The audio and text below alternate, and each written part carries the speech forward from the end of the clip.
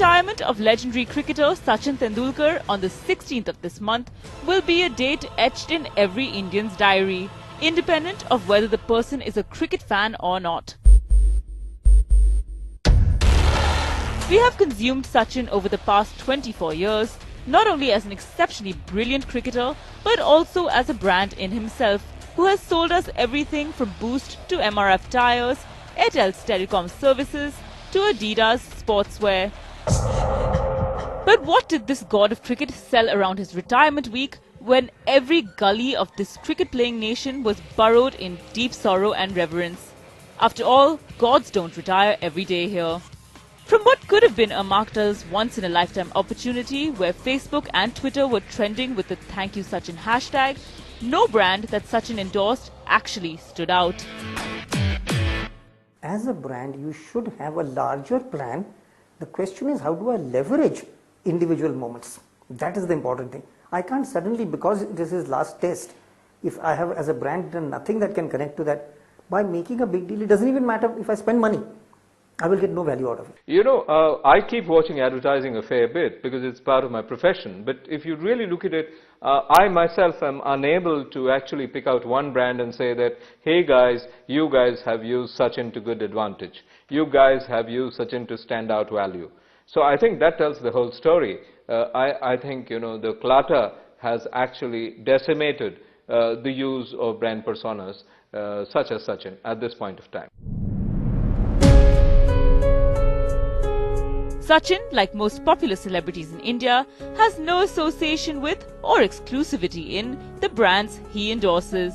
He is seen endorsing ball pens to real estate until most recently travel and tourism, and in turn has completely diluted his equity, unlike, let's say, a Rahul Dravid, who was the eternal jammy boy.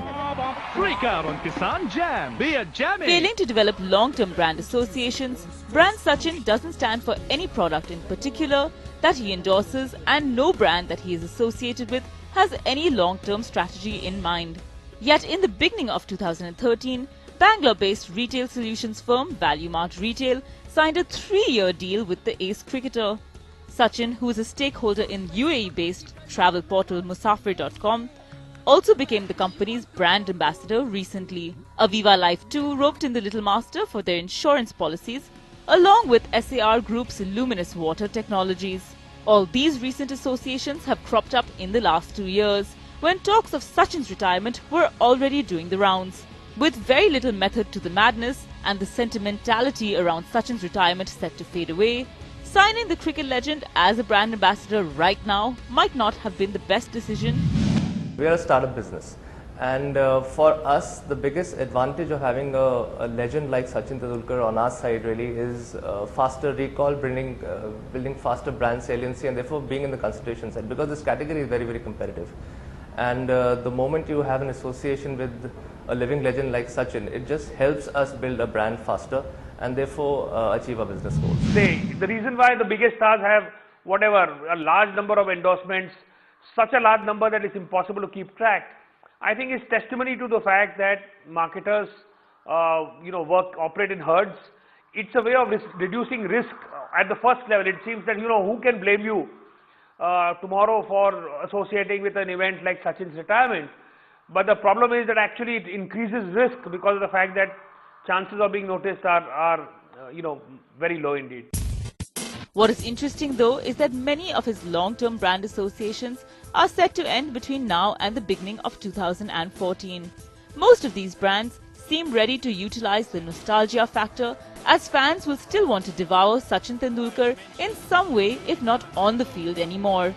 But this factor comes with its own set of setbacks, considering the cricketer hasn't extended his equity into long-term licenses. Boost, one of his longest-standing brand associations, highlights this point. The brand will continue their association with Sachin till its contract ends, but even Boost did not launch any campaign around his retirement.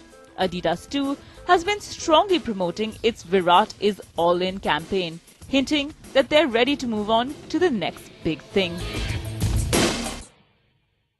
We all shed a tear when Sachin bid farewell to his cricket playing days forever.